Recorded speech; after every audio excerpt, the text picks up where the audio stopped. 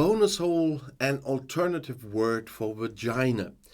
It's important to consider what word someone would most like to use. That was written by the charity Joyce Trust in a glossary aimed at doctors and nurses who support trans men or non-binary people. Trans people or transgender people are people who do not feel they belong to the gender they were assigned at birth.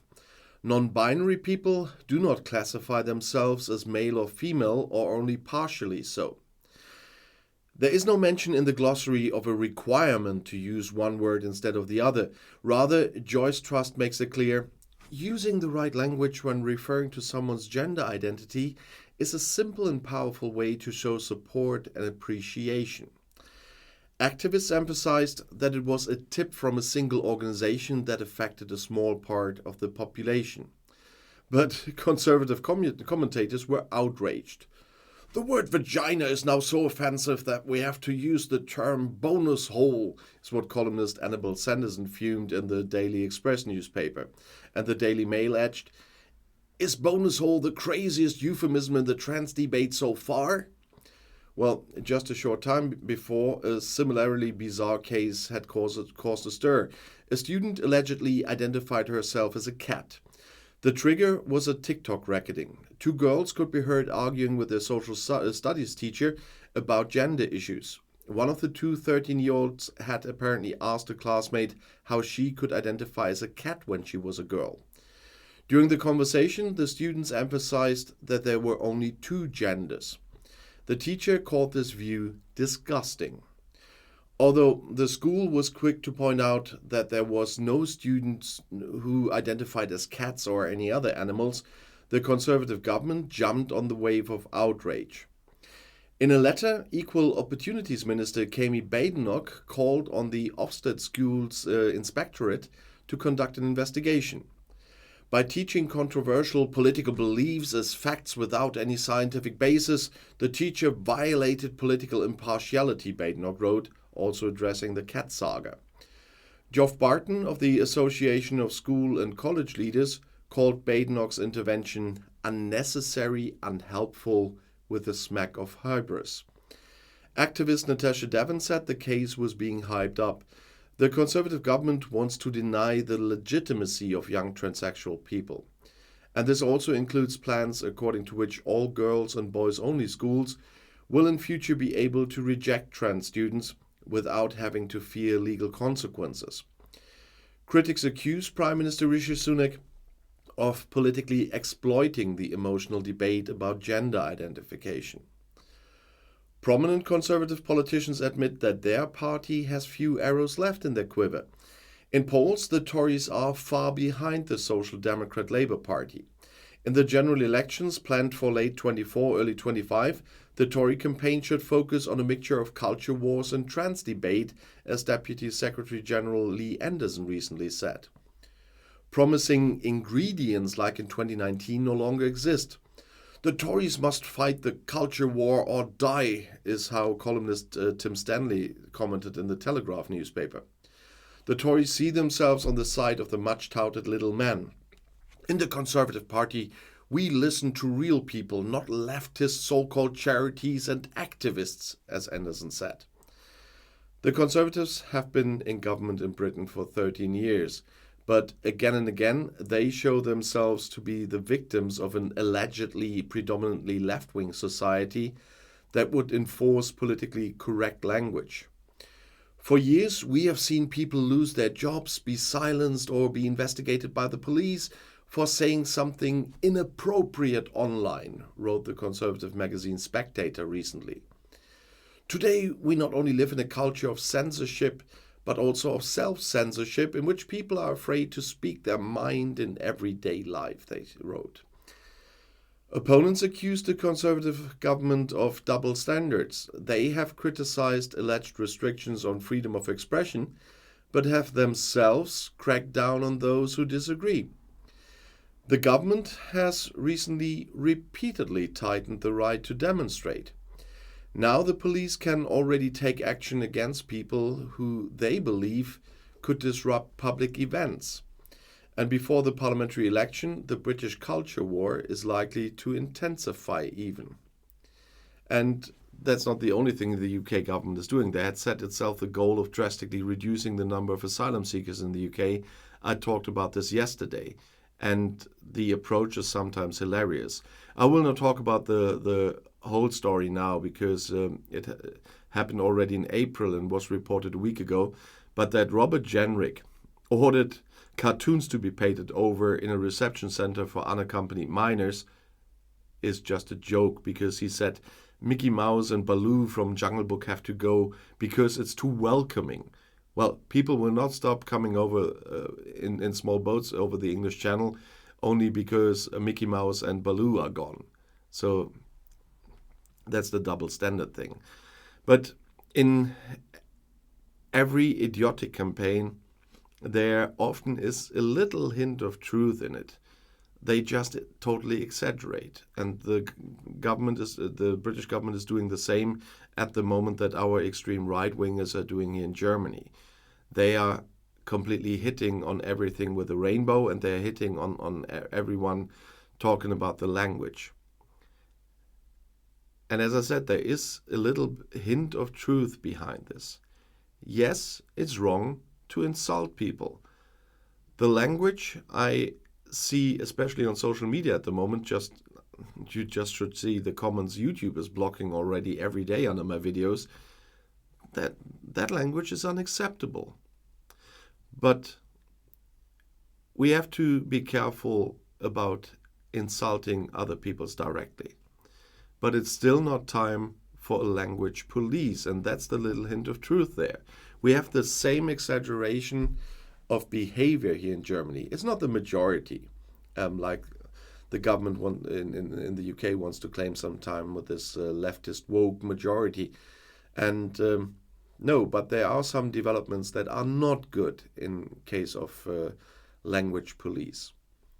In Germany, our language is more complicated than the English language. With you have the, or you only have to pronounce it the or the in certain cases. But we have der, die, das. And that makes it a more wanted target for attacks like this gender policing, because now a lot of people here, is not the majority, but people here are demanding that we gender our language. I deny to do this. I'm just saying this from the beginning. I'm not making breaks in some artificially put together words that when in writing you put a star in there at that position and stuff like that. No, I use the female form, I use the male form. There was a time when non-binary people told me just to call them squirrels. Yeah, I did. When I addressed the crowd, I greeted the female crowd, the male crowd, and the squirrels. Fine. That's something I would do. Tell me how you want to be called, I'll do that. But I will not do this language abusing gender stuff. But it's my free choice and should be my free choice. What I'm not doing is directly insulting people out of intent. I will not use certain words towards people directly that are insulting. That's a point that's understandable, of course. But I will not have people policing our whole language with made up problems that aren't there. And it's the same with cultural appropriation. Here in Germany now we have the problem, and unfortunately the right-wingers are abusing this because they're blowing up that issue. But the problem is that the issue is there and they have something to blow up, because some people are really behaving like this. They say our kids cannot wear a costume in Carnival, which is an Indian chief or something. I did it when I was a kid, but I also wore a Superman costume the other year and so ever. You cannot wear the Chinese and so on.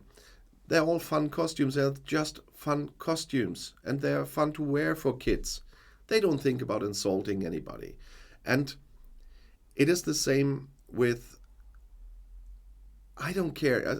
I know a lot of African Americans who wearing lederhosen and say that's German. Well, it's not really German, it's Bavarian and Austrian, although there are two very different kinds of lederhosen in those countries. But yeah, and I have one because of Oktoberfest. It's tradition. But it's not my identity. I'm not wearing lederhosen in normal life. The Bavarians do that. But they think it's German, but it's not cultural appropriation from my point of view if they just wear them. I don't mind. I don't feel insulted by that. And of course, a Japanese friend of mine gave me a kimono as a gift for my birthday. And of course, I'm wearing it. And I'm using chopsticks. When I eat Chinese food or sushi, I use chopsticks. Yes, I have the proper ones, the washable ones that go into my dishwasher afterwards for eating. That's not cultural appropriation, because you would have to go there if you start this once. And wearing certain wigs is no problem for me. I don't see that people can feel insulted by that. And it's the same with the language, and it's the same with jokes. We have comedians here that are not making jokes about a lot of people anymore. Because they're not afraid of insulting these people. They're afraid of the shitstorm from people who are not even affected by it, who think they can police everything. That's why I have on my German Outside Views Queer channel, where I talk a lot about queer history at the moment, but I do have a lot of queer jokes there, gay jokes. And I have a lot more in store, and I will make those videos. Because I think it's important to have them out there. And it's allowed to make jokes about gays. But nobody can attack me because I'm gay myself. But nobody should be attacked if it's just out of fun to say those jokes. And not with some vicious double standard stuff in the background. If it's just for fun, everybody can tell me a gay joke. And if it's good, I'll laugh about it. But I will not feel insulted. I will not complain. And of course, a lot of those stereotype stuff doesn't fit on me. But let them tell those jokes. And I have a lot of friends with disabilities. They tell me exactly the same. But tons of comedians are totally afraid now to make those jokes. There's one in Germany which is politically far away from me, was one of the founding members of the German Greens, as Dieter Nuhr. He said something very wise, where my taste limit is reached when I'm writing jokes. That's the point when I'm not telling them. And that's a good measure. But we don't need people policing everything, policing our language, policing what is appropriate to tell. We are liberal democracies. And I know that many of my viewers in the USA will know liberal as a bad word, but here in Germany, for example, it means, for example, that the state and society has to stay out of my business as long until it's absolutely necessary. And it's not absolutely necessary to guard our language like whatever. And of course, I know a lot of transgender people. I know non-binary people. I know gay people. I know, of course, colored people. I know people from other religions. And yes, I'm quite aware that everyone has their own aspects, and that especially for transgender people, because of a lot of hate going to them, they are quite sensitive on some things. But I will not change my language, except they can tell me how I should call them when I address a crowd. That's something I would do. But everything else, I'm sorry about this bonus hole thing. I was quite puzzled because I haven't heard any of the transgender people I know demanding something like this. They are saying vagina here. That is going too far for me. We will not change our language for a group, except that when we defined new terms like transgender and non-binary, and so it didn't exist in the past, although they did exist. The people did exist that were like this. Just the words didn't exist, so don't misunderstand me.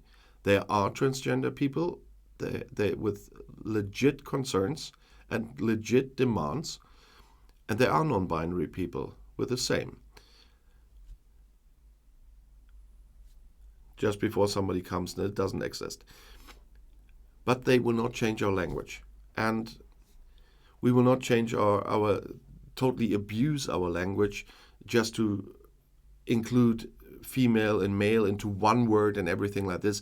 If the women here, I talked about this with a friend of mine who is in the meantime even Secretary of State of the Liberal Party here in Germany, a government I'm not very fond of. But we know us for a long time, long before she was in that position. And we had this discussion once. And we just agreed to get out of this. For example, write 1 year, write the laws in the male version, the next year write the laws in the female version, and so on and so on and so on. And then that's fine, but we don't have to completely change our language. I don't care if a text is written in female version or male version. Although there are a lot of words, only the male version of the word exists. That's how the language evolution worked. But it's the same with quotas and everything. I'm absolutely against quotas for anything. I think people should be judged by what they can and not what gender they are, for example. I always hear the nonsense, even in my party, with a quota for women that is supposed to be reached. What's next? Can I demand then the LGBT quota so that we are almost 10% of the population? So can I demand that 10% on a election list must be LGBT? I probably could, and I could open that fuss, but I will not, because that's complete nonsense, like all those quotas. But that's a completely different topic now. That's probably something for a 3-hour live stream. But that's the thing what we all must be aware of and must beware of. Not to go too far. And I'm not getting into this wokeness, anti-wokeness crap from our right-wingers. That's complete bullshit as well. But we have to be aware not to try to over-police our societies. That's what I wanted to say with all the babbling in the back. And I think I preached enough for today. So I'll see you in my next video. I'll be back.